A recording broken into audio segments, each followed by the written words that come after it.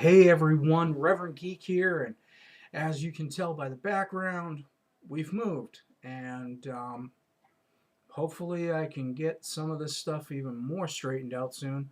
We've only been here just a little over a week, unpacking and everything, but like I said, we were in the move, and now that means we'll be getting back to regular weekly videos.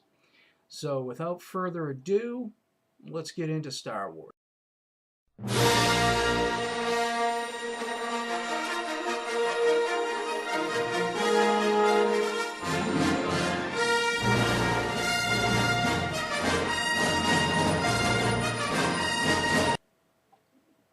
So the first bit of news is there has been a lot of speculation about who these new characters are. We've seen everything about John Boyega's character and Adam Driver's character, other ones, and I think it's starting to get really down to a simple fact. We don't know. We've got a lot of speculation. It's pretty much known that Adam Driver's character is going to be a Sith. It appears that he's going to somehow be a traitor from the Rebel Alliance over to the Empire. Gwendolyn Christie's character is no longer being called an Inquisitor. She's being called a new kind of shock trooper or stormtrooper that may or may not have a lightsaber. We still don't know, but it's really getting to a point where I think a lot of the truth is coming out. A lot of speculation is still there, but overall, what we're starting to see is that the characters that we get to see in the trailer, they're starting to be fleshed out more. John Boyega is going to be more of a Imperial trooper that becomes force sensitive and ends up going to the Rebel Alliance when he meets Daisy Ridley's character, who, by all accounts right now, is Han and Leia's daughter. Other than that, Adam Driver's character, we know, or pretty much all the speculation is pointing out that he is this rebel pilot who becomes part of the Empire, and he's force sensitive, and he's going to find Andy Serkis's character, who may or may not be one of the legendary Sith Lords. So we'll just have to wait and see how this goes. But now there's a new rumor coming out. Now, I'm reading from darkhorizons.com. This is a spoiler possibly about Domhnall Gleeson's character, who they're saying, according to a new report, suggests that the character might be and how it will have a big impact on the franchise as a whole.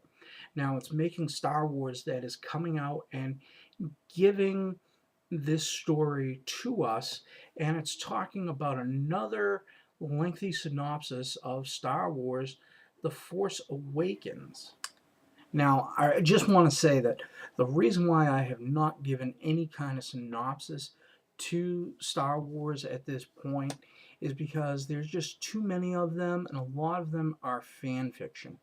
The other thing is, there are some that seem to have overlapping points, and what I mean by overlapping points is possibly kernels of truth to the story, meaning when certain things are lining up together about what they say about Boyega's character or Ridley's character or what's going on with Han Solo, and numerous sources are saying the same thing, then we have some truth.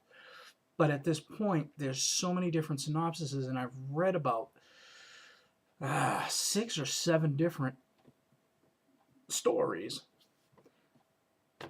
You just can't take it as truth.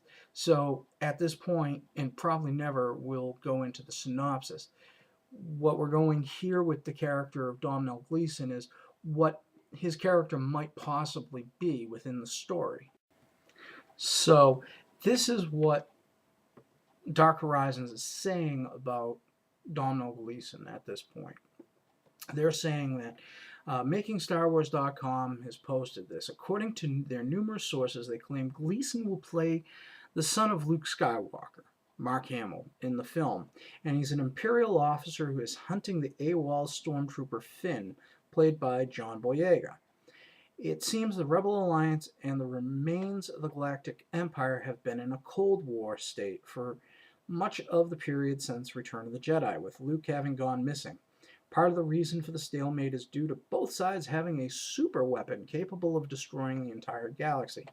Now, at this point, I'm going to stop and say this makes now the seventh story that I'm hearing, seventh version. Anyway, it continues to talk about Gleason's character. Is a former rebel who defected to the Empire.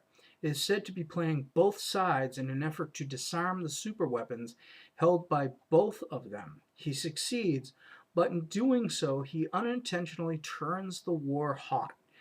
With outright destruction off the table, so begins a more regular war for control of planets and territory, a setup that could ensure Star Wars stories for many years to come.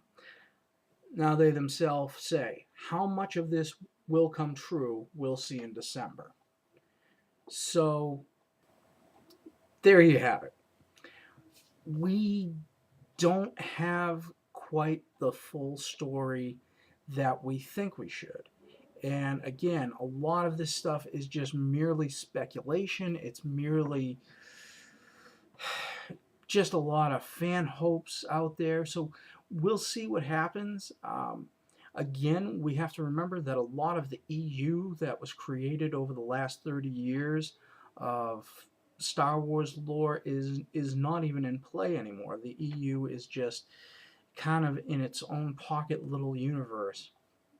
So I know plenty of people are now going to sit there and say, oh, it's Ben Skywalker, but we don't even know if that's going to be his name. More or less, we'll just have to see how it goes from here. In all honesty, I'm going to wait. More details, probably more solid details will come out by the summertime. We should be seeing a second trailer, probably attached to Age of Ultron at that time. So probably about that time, we're going to start getting more and more details.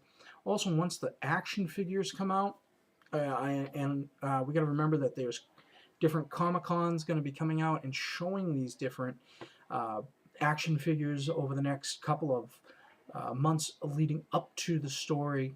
We're not going to see that. We'll get more of a detail on that. So, that said, we'll just have to wait and see. So, yeah, I'm back. We're hoping that we're going to get more of these videos up on a weekly basis now. It's going to take some time. I got like curtains to buy, and I got to hang up a lot of stuff. I've got junk to the left of me. I've got stuff on the floor. I've got books that, as you can see over here, that aren't even in a bookcase because my bookcase, well, I had 3 bookcases and one of the bookcases broke in the move. So I've still got a lot of stuff to do.